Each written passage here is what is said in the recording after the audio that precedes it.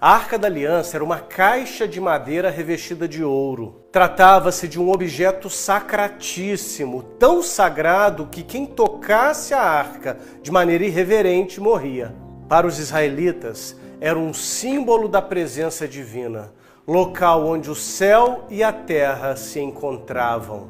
Quando a Babilônia destrói Jerusalém no século VI a.C., a arca é perdida e nunca mais é encontrada. Porém, no livro de Apocalipse lemos: abriu-se o santuário de Deus que se acha no céu, e foi vista a Arca da Aliança, uma mulher vestida do sol. Maria é a nova Arca da Aliança, sacratíssima, imaculada. A sombra do Altíssimo cobriu a arca, a sombra do Altíssimo cobriu Maria. Davi disse: quem sou eu para que a arca do Senhor venha até mim? Isabel disse: quem sou eu para que a mãe do meu Senhor venha até mim? A arca trazia dentro de si as tábuas da lei, a vara do sacerdote Arão e o maná descido do céu. Maria trouxe dentro de si a palavra encarnada, o sumo sacerdote e o pão vivo que desceu do céu. Maria é a nova Arca da Aliança, lugar onde o céu e a terra essa narrativa que você acabou de assistir.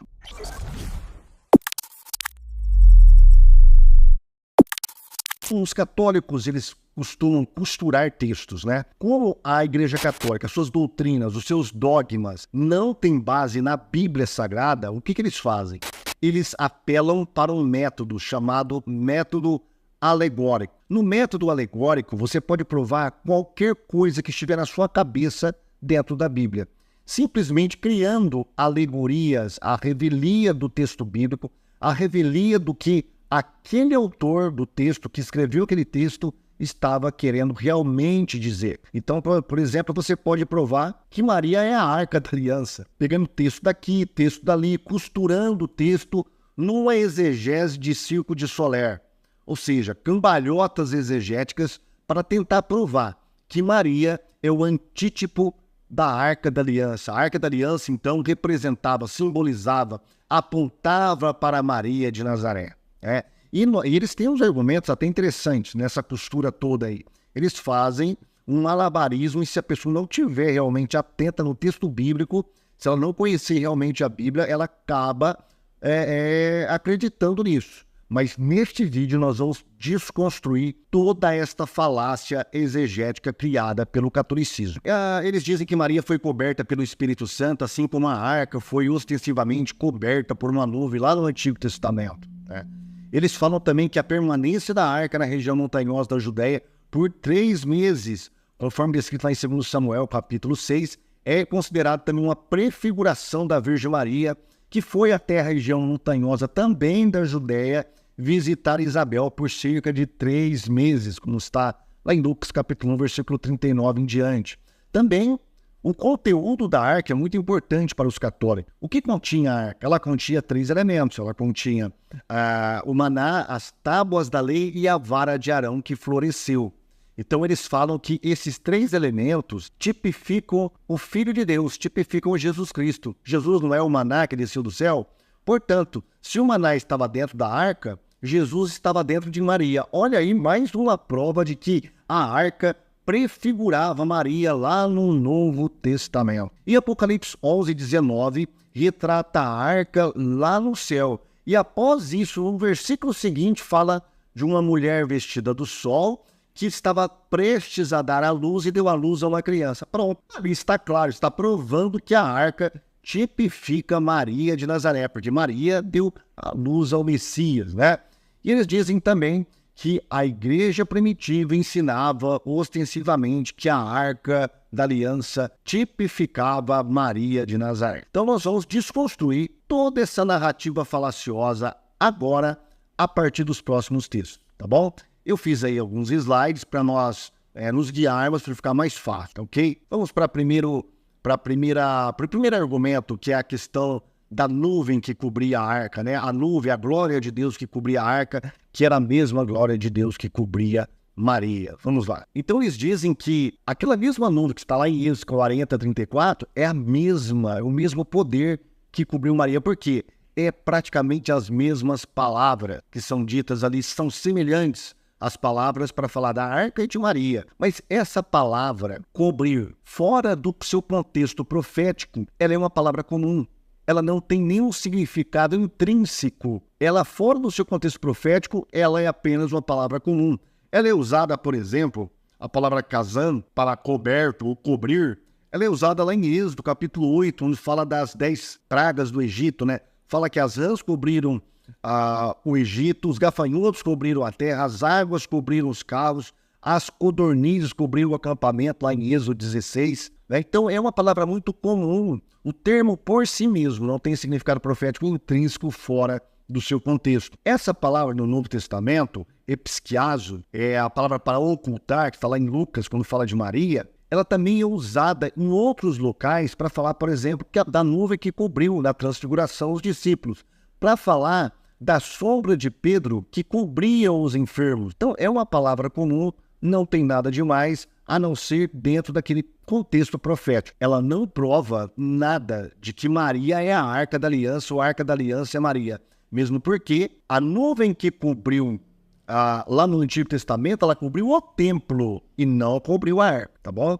Vamos para o próximo argumento que eles utilizam. Agora, a jornada de Maria até a Judéia. Eles vão fazer uma conexão, né, entre a jornada que Maria fez até a Judéia e a jornada que a arca fez até a Judéia. Olha que interessante, né? A pessoa tem que ter uma mente muito criativa mesmo.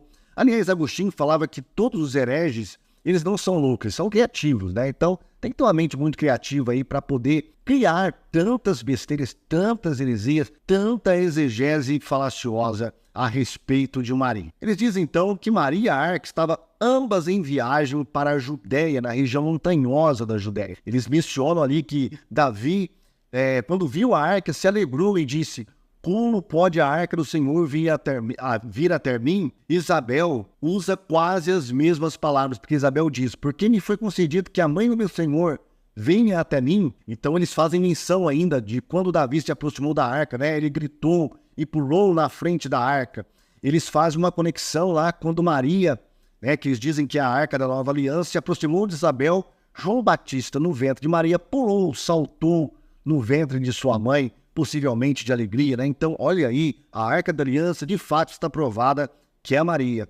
Então, eles dizem que a Arca da Aliança também permaneceu por 3 meses na casa de Obed-edom, assim como Maria permaneceu 3 meses na casa de Isabel, mesmo porque Isabel era uma mulher e Obed-edom era um homem. Mas ainda, eles dizem que quando a Arca do Antigo Testamento chegou, né, ambos, tanto as pessoas que estavam ali diante da Arca, quanto Isabel, gritaram de alegria.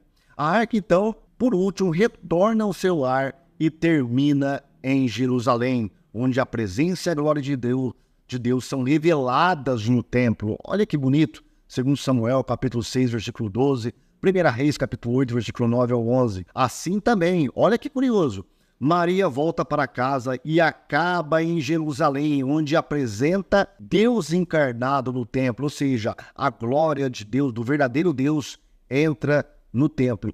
É fascinante essas comparações, não é? Mas será que elas existem ao texto bíblico? Nós vamos depois fazer uma resposta completa a isso, mas vamos continuar aí na loucura da teologia católica. Vamos lá. Bom, a primeira coisa que nós vemos na comparação entre a recepção de Davi e a recepção de Isabel a respeito da arca é que, apesar das expressões serem parecidas, elas são completamente opostas no seu significado.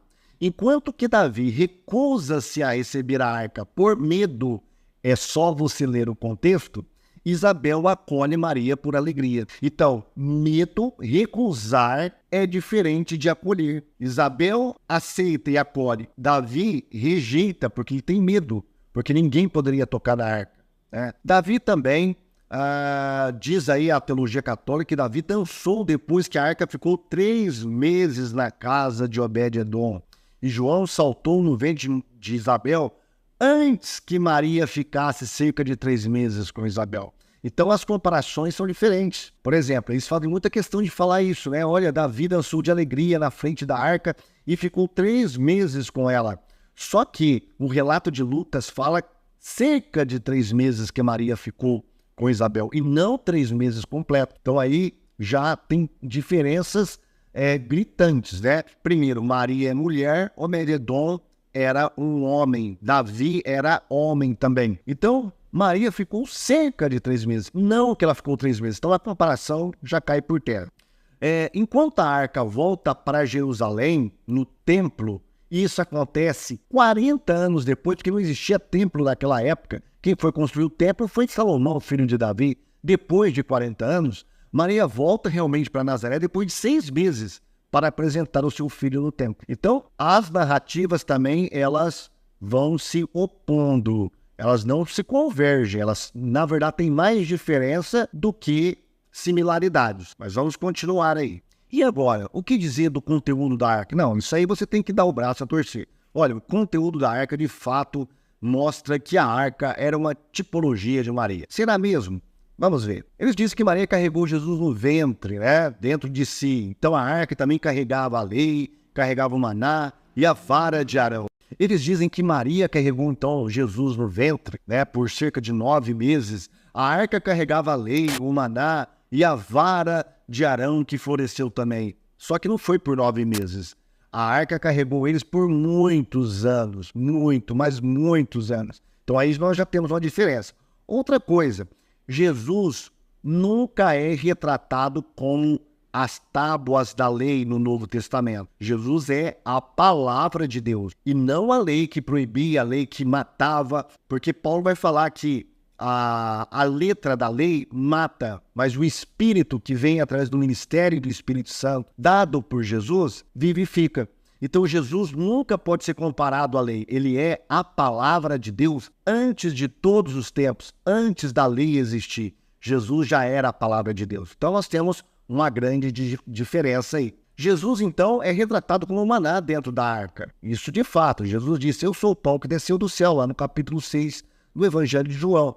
Mas Jesus é retratado como um maná que desceu do céu antes de estar dentro da arca. Ele é o pão que desceu do céu lá no episódio do Êxodo, não depois que colocaram ele dentro da arca. Ele nunca fala de si mesmo como um maná que está dentro da arca, mas sim o maná que foi dado no deserto, aquela abundância de pão que Deus deu quando os israelitas murmuraram contra Deus. É nesse sentido que Jesus se compara ao maná, e não no sentido do maná da arca.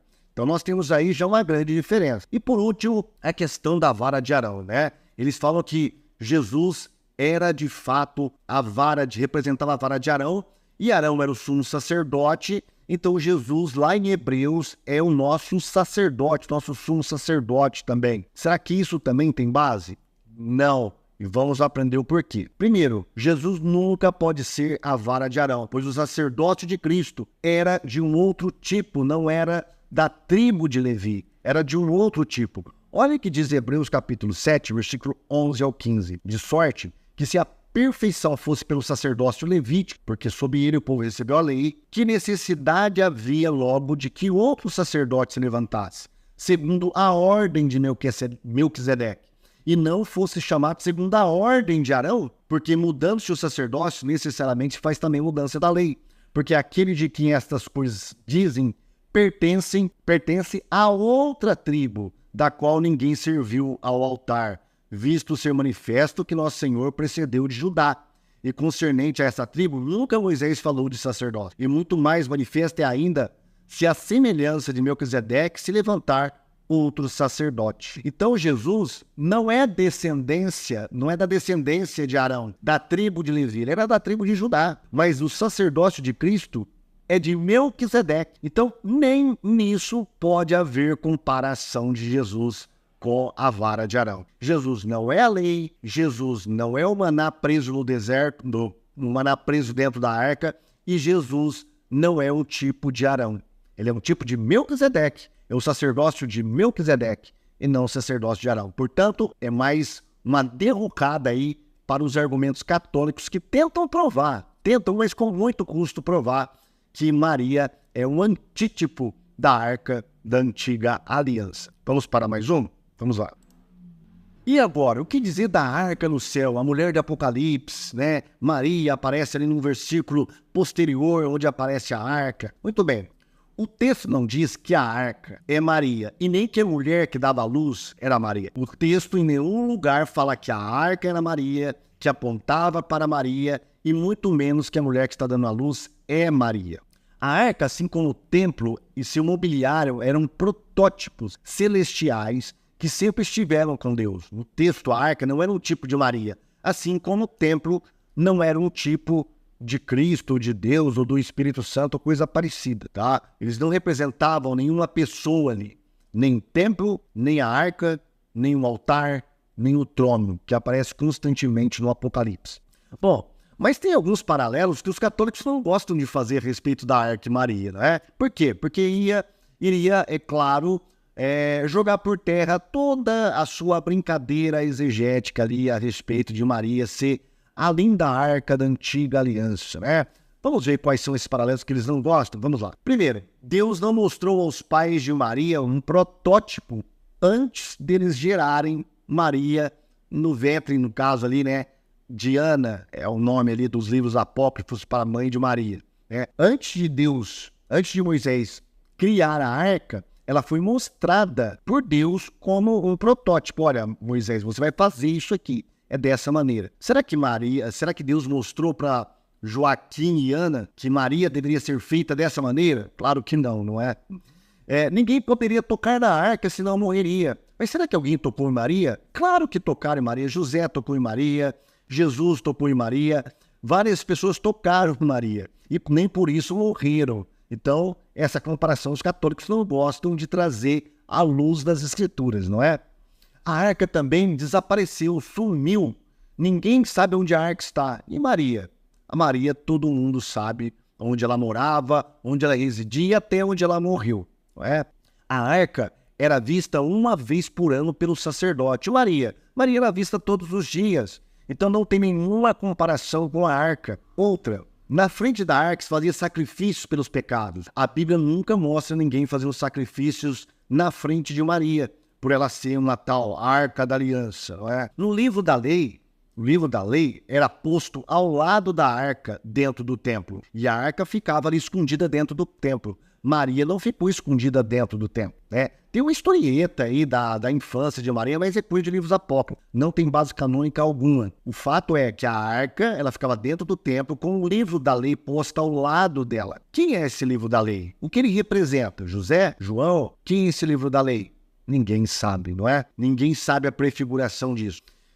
Existia algumas famílias que tomavam conta da arca. Era da tribo de Levi essas famílias. Mas José e nem João, que a Igreja Católica fala que José, ele simplesmente não foi marido de Maria, mas sim um tutor, tomava conta, que Deus deixou para tomar conta da arca. José não era da tribo de Levi. E João, posteriormente também, que foi aquele encarregado para tomar conta de Maria, também não era da tribo de Levi, não é? Mais uma comparação que cai por terra. E a arca foi capturada algumas vezes pelos inimigos de Israel. Maria nunca foi capturada. Então, se vamos comparar, então fazer correlações de textos assim, de acordo com vozes da minha cabeça, como os católicos fazem, então vamos fazer essas comparações ou essas diferenças, né? Porque os católicos não gostam disso. Então aí, pessoal, cai por terra a falácia de que Maria é uma representação da Arca da Antiga Aliança. Nós vimos que ela não representa a Arca da Antiga Aliança, mas quem representa a Arca da Antiga Aliança? No próximo vídeo eu vou falar com você